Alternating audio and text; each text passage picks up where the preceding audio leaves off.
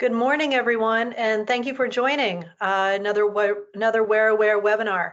Today, we're going to be talking about digital strategy mistakes you're making and how to fix them for 2021. Want to start off by introducing myself. I'm Lynn DeRoche. I'm the VP of Strategic Solutions here at the agency, and that means I've got oversight for our key areas of marketing delivery. So that's email, media, and creative, as well as a team of digital strategists. And I've got one of my digital strategists here with me today, Anna Junker. Anna, you want to introduce yourself? Sure. Good morning. Hi, everyone. Thanks, Lynn. My name is Anna Junker. I'm a senior digital strategist here at WhereAware, which means I help our clients figure out how to best use the digital technologies to achieve their growth goals. And excited to talk to you a little bit more about that today. Great, thanks, Anna. So before we get started, just wanted to have a little bit of housekeeping. So first and foremost, we are recording today's webinar, and we will be sending it out to all of the attendees that registered by tomorrow. So no need to take furious notes or do any screen captures. You will be getting this webinar recording in your email tomorrow. Also, we are going to be leaving a couple minutes at the end for questions. So feel free to submit your questions through the chat field. And if we don't get to your question, we will be following up with you directly afterwards. And last but not least, want to let you all know about a special offer that we have today for the first 3 individuals that email us at sales@whereaware.com. You will be able to get a 30-minute consultation with one of our digital media experts. So please email us and sign up for that free offer. So with that, want to just give you a little bit of grounding in WhereAware and who we are. We are a digital agency that's based in the Washington, D.C. metro area. And for the last 20 years, our mission has been to drive smart growth for our clients through digital marketing strategy and activation. And we help drive our clients' growth goals by creating customer acquisition, retention, and maximization strategies for them. We bring these strategies and goals to life through a combination of e-commerce solutions, so very technically led, as well as digital marketing optimization solutions as well. So that was a little bit about WhereAware. Let's jump into the agenda today, which is essentially focused on helping you create your 2021 plan for the year. And we're going to do that by starting off and taking a look at some of the marketing challenges, like a really bad hangover, have come with us in 2021 from 2020. So we are going to take a little bit of a quick look backwards. And then we're going to be talking about some of the very common mistakes that people make with pulling together their digital marketing plan and how to avoid them. So with that, let's take a look back at 2020. So I think it probably surprises none of us here on the call as marketers that we faced some steep challenges last year during the pandemic. In a survey that through a CMO survey, about 64% of marketers reported sales losses last year, with just about 17% saying that they experienced 50% loss in their revenues. So that's quite a big number, and unfortunately this did hit across pretty much nearly every economic sector, whether it was B2B or B2C, across both products and services. Marketers faced sales revenue losses, profit margin, and customer acquisition downward trends. So this means that in 2021, marketers are going to be looking for strategies to help recoup these losses, and having a solid plan in place is really the first fundamental step. And while not all key indicators in the marketplace were going down, one area that actually saw huge growth was e-commerce. McKinsey reported that in just 3 months, e-commerce penetration in the US market grew more quickly than it had in the last 10 years combined, which makes a ton of sense. I mean, I think even all of us in our daily lives experienced when your traditional brick and mortar or even in a B2B world, the traditional sales channels that you normally had with face-to-face went out the window. Pretty much everyone turned to online to help fulfill their needs. And I think companies quickly realized that their e-commerce website was one of the only available channels to reach and sell to their customers. So while everyone was turning towards the internet to help them solve their problems, companies also were focusing internally and doubling down on marketing. So while that's a great news for a lot of marketers, there's a bit of a double-edged sword here because I think the pressure went up as well. So that same CMO survey, 62% of the marketers interviewed said that they saw an increase in the importance of marketing within their organization during the pandemic. And a key way that they were seeing to interact with their customers online was improving the customer experience and really being able to focus much more, again, kind of as those two trends happened at the same time. Consumers were going online a lot more, and there was an increased pressure on making sure that those that did come online were making a sale and driving revenue. There was an increased importance on the customer experience.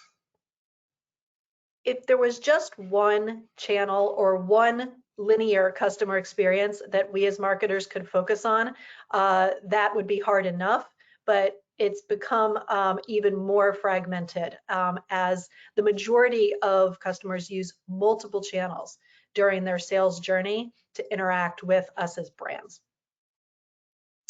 And really being able to have it, needing to think through not just just the website experience or just the email experience, but really having the customer at the center and be thinking holistically about all of the touch points that a customer has with you as a brand has become making planning increasingly difficult. So all of that goes without saying that your 2021 digital strategy is clearly under pressure.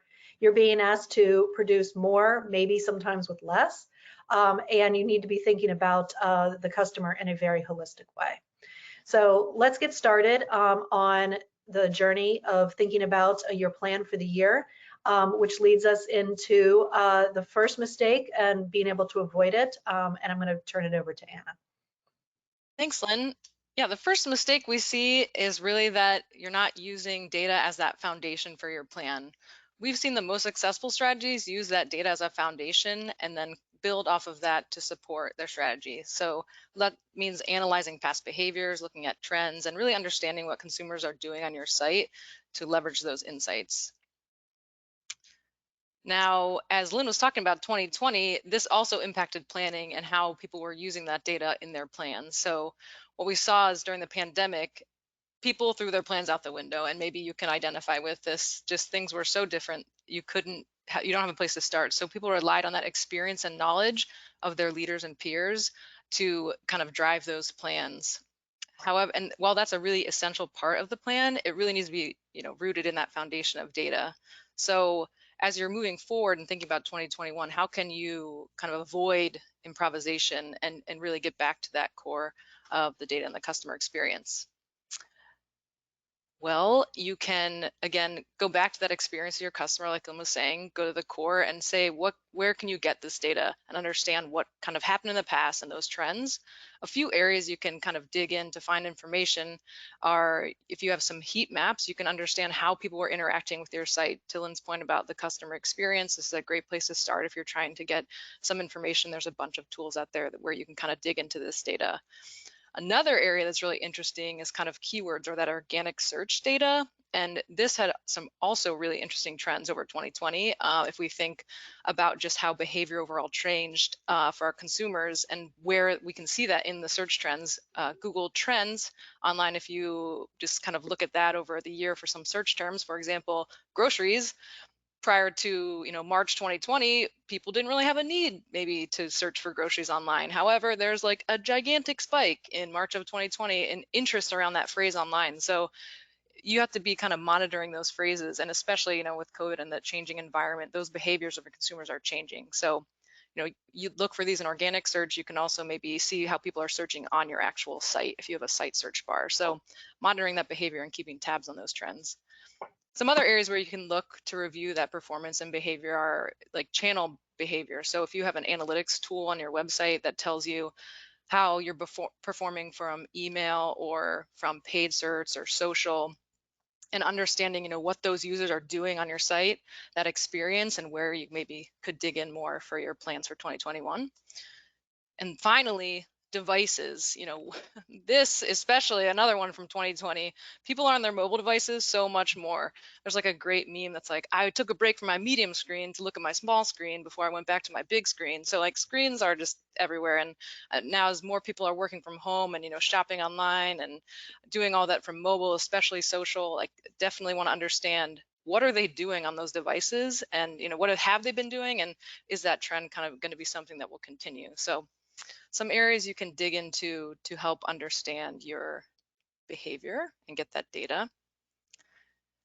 Now, once you have that information, you want to identify your goals for the year moving forward and how you're going to track that. So as we talked about that mobile experience, if this is something that you've kind of dug into and say, we need to really better improve our mobile experience, how are you going to track that and pin it down to a very specific measurable key performance indicator? Does that mean you want to get more just mobile traffic in general, or do you need to actually improve that experience? Like we need to improve our conversion rate from mobile. And having that key metric locked down is going to be very important to help you optimize later, looking ahead. Also, if you're trying to get more leads or customers, what does that mean? We want to get more registrations through the site. Or if we want to maximize our customers, we want to get them to come back more. We want them to return to our site and engage more. We want them to increase their average order values. So pinning down what the goal is and what you're going to measure is going to be very important for your plan and using that data. And the last piece is that once you have these, you really need to document it and share it, because as long as everyone can see what you're trying to track, then you can kind of measure and hold yourself accountable. So we talked about these kind of first pieces, getting your goals and your KPIs set up. You want to also look into some benchmarks and targets. So if you have maybe your internal benchmarks, a great place to start. How did you perform? I don't know about 2020, but maybe the year before or some other standard year benchmarks. You could also look to external benchmarks if there are industry standards or trends that you can rely on to kind of say, how are we doing right now? Are we good? Are we bad? And then where do we want to go? What's our target? Do we want to increase by a certain percentage? Increase new registrations by 5%. That's great.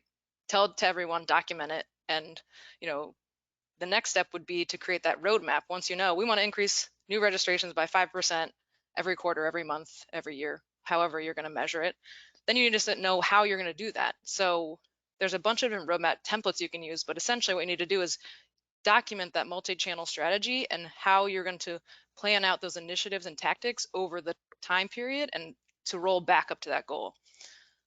And really, documenting these and sharing them are essential to kind of getting your plan in place and having it be able to impact.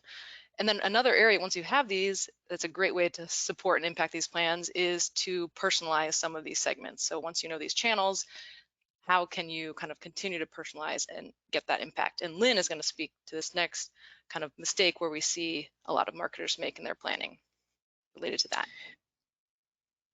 So thanks, Anna. So the next mistake that we see very often is folks creating a one-size-fits-all plan across all of your audience segments. And why this is really risky today is that the majority of customers, 67%, say that it's important for brands to personalize content to them based on their current context. And I think, we all have Amazon to blame for this. The expectation now today is that some of the tracking and other kind of concerns that are out there, it's a trade-off that the customers are making. Like they'll allow us to track them as marketers as long as they get something of value in return. So really making sure that you're personalizing your content is something that you really need to be paying attention to. And to tackle personalization, we recommend that you start by creating customer user personas.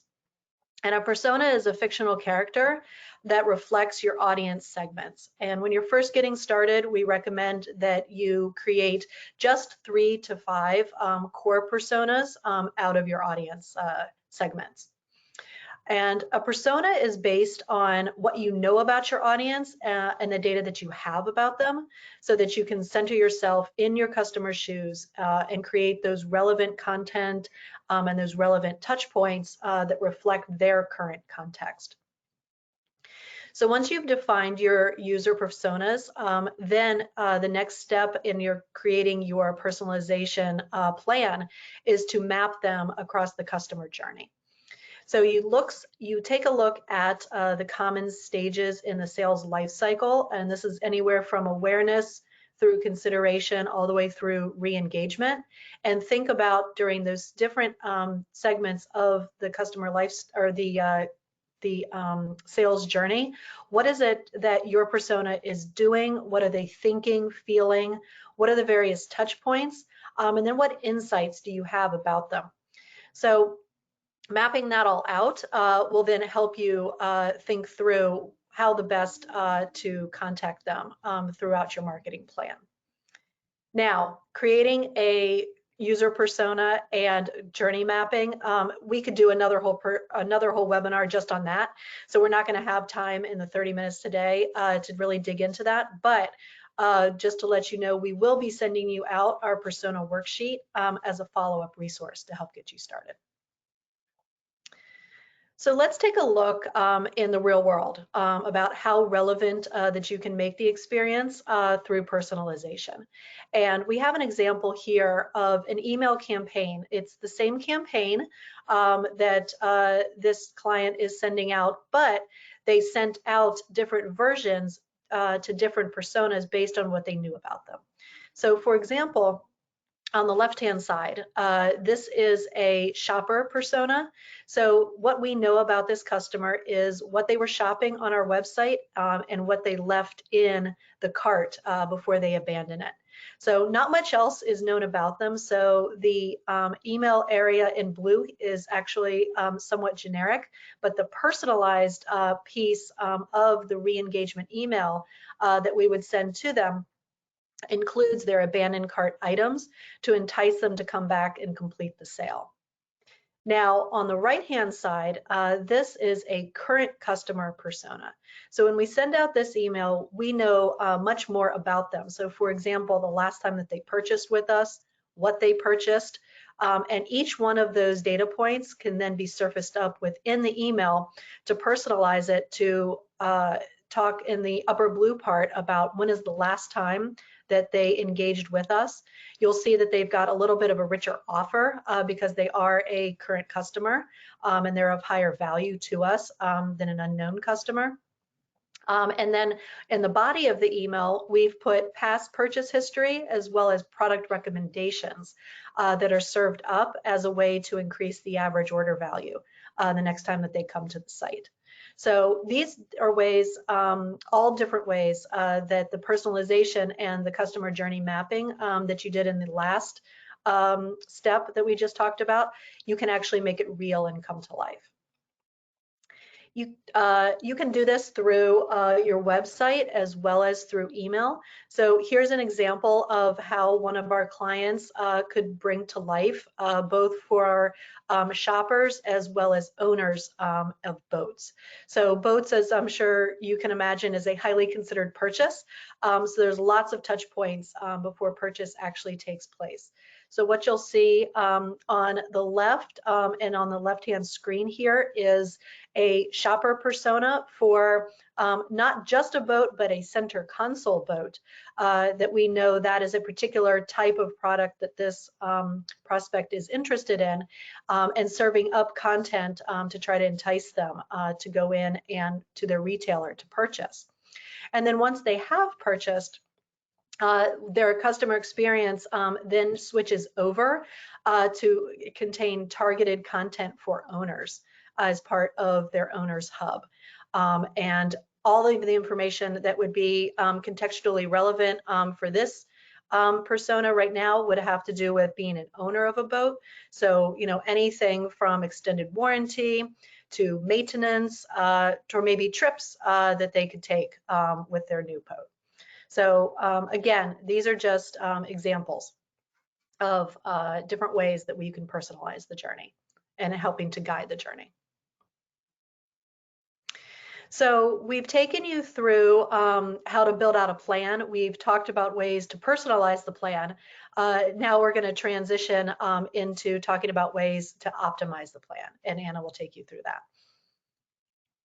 Exactly. It's January. Everyone's really excited about planning for 2021 right now, and you're going to build this great plan after our webinar. And the last piece is that you need to remember to go back to it and optimize it. We see a lot of people create it and then put it in a drawer and they forget about it and don't look at it. So this is very important because we've actually seen that companies that optimize this kind of multi-channel plan engage their customers at a higher rate. And that's just supports that this needs to be a living, breathing document that you're kind of reviewing and optimizing it on a regular basis to really be able to achieve your results. And it makes sense then that I'm bringing back this chart we shared at the beginning, because you should be getting it back out, whatever your document looks like, to say, what were those goals and how are we doing on our targets? So did you move the needle or not? And the place you want to dig in is look at that target and say, are we there or not, and why or why not? So for example, maybe you're going to target your new customer registrations and you have your target set for increasing by 5% and you're not there yet. So you dig in and you say, why aren't we there? Let's look at all the channels. What channel is or is not doing very well? And we'll say maybe your email channel is not supporting new registration. So then you're going to dig into that email channel and say, okay, what can we change here to help us get to that target? And really kind of go through the same with your other KPIs and review on a regular basis and then optimize to that plan. And to the same point, let's say you looked at your target and your email channel was doing really well. Your email channel is bringing you a lot of new registrations. Then you can leverage that information across channels and say, okay, we have this email campaign that's converting registrations really well. What creative are we using there? What calls to action? What kind of content do we have in that email that we could maybe try on different channels and see if our audience is engaging with it in the same way out there? To this point, social is a great area to use and test content before, really low cost way to get some feedback on some of your, testing, which we're going to talk about next too. But, you can put it out there on social to see if people engage with it or not, and then apply it maybe on your website before you send all the information over to your developers and they spend a lot of time tweaking it. You can see if it might actually get results. So really, when you're optimizing this plan, find those opportunities to look across channel and leverage that information. And I did a little sneak preview, but always you want to be testing. Optimizing this plan is about creating your hypotheses on what's going to improve that, target. How are we going to get to that target if we're not there yet? And maybe what could put us even more further past our target? Because, a third of companies that experiment see an increase in digital revenue of 5 to 9%, according to e-consultancy. So I'm sure many of you, need to recoup that revenue from 2020. What year is it? 2021. Yeah. So you want to recoup the revenue. So this is going to be an important part of your plan and optimizing your plan. And here we have an example of Optimizely, where you can test your variations quickly from a website. Use that call to action. Maybe you're trying to improve your conversion rate or your engagement rate on your site. So you're going to try some different calls to action very quickly. Email is a great place to test as well. I'd recommend always have at least one test running a month, but more importantly, make sure you understand the purpose of why you're testing, and it should tie back to those goals and KPIs that you've already established for your plan. So, testing is a really important part, and then you can leverage those results again across channel and repeat them. So it's very important to be optimizing this plan and keep this as a living document to review and recap at a regular cadence. So, we've talked now through some of the tips about how you want to base your plan and data, how you can personalize it. Also, personalization is a great way to test and optimize your plan. So we do have one more bonus tip for you from Lynn. And our last bonus mistake may be a shameless plug, but is one that is extremely common. And it's that you're not getting help with creating your plan. You either don't have the resources or don't have the expertise in-house. And as a digital agency, we have the full gamut of technical expertise, creative and digital strategists to help you bridge the gap between your business goals and your users' goals. One of the things that we do very often is help build a custom digital strategy to help our clients reach their 2021 growth goals, set a go-to-market strategy for the year, help them get more customers, keep them and grow them, and just overall improve their integrated marketing performance. Whether you need help with your web, marketing, design, social advertising, or getting found on the web, we do have the teams in place to help you achieve your goals. So with that, that's the bulk of our conversation or content that we had to share with you here today. We do have just a couple minutes left over for questions, so we will be taking some of those. But before we wrap up here, just wanted to remind everyone that to get a free consultation with one of WhereAware's digital experts, to contact us at sales@whereaware.com, and the first 3 people to reference today's webinar will get a free consultation. So with that, Anna, what are some of the questions that came through today? Kelly, we have a question about, she says they have a small team. How many channels should she be on, and how do I decide where to start? Got it. Well, I think the key is not to try to just have, I don't think winning is saying that I'm on 6 different channels and that we're good to go. I don't think it's about the number of channels. I think it starts just as Anna talked about in her section. It really helps to start by being grounded in what are your objectives and goals? What is it that you're looking to achieve? And then looking at your data and what is the best channel to achieve those goals. And it may be helpful to try to have 1 or 2 different tests that you run so that you have the data behind you. You may run a PPC test. You may, run a couple tests in email to try to understand what are the best ways. If your goal is registration, what is the best channel for you to drive new registrations to your website? So again, I think it's a little bit of a trial and error, but again, I think I want to emphasize that it's not about the number of channels, it's about the effectiveness of the channels that you are in. And if you are a small team, again, I'll make another shameless plug, definitely worthy to contact us to help you out, to help round out and help you figure out what are the best channels for you to be in. Great, thanks. Looks like we might have time for one more. So I have this from Seth about reporting. Do you use the goal sheet to track performance, or should you do separate reporting? And I I follow Avinash Kaushik pretty heavily, and he talks a lot about data and reporting. And he says the first thing you should do is cut out all the reporting you're doing. No, definitely reduce the amount of reporting, because you need to focus on what you're doing with the reporting. So I think this goal sheet is meant to focus you on specific key performance indicators that are tracking back to your goals and be able to support you. So if you have separate reporting, I'd say they should almost be like scorecards that you're just monitoring those KPIs and are saying like, are we on track? Are we off track? You can kind of look at those on maybe a more regular basis, and then you can have your goal sheet and document them over time, kind of how you're making that progress. But the key piece for reporting is like that you should be able to take some kind of action from it. So if you're looking at a chart and just say like, oh, this is a great chart, like then that's, maybe useful, but what are you going to do about it? So any extra reporting you would create or put together, I think should just help you take action. I think that's the key for reporting, because then it can help really provide value. Great. Well, I think we're at time. So thank you everyone for your time today. Really appreciate it, and look forward to being in touch with you in the future. Yeah, thanks all.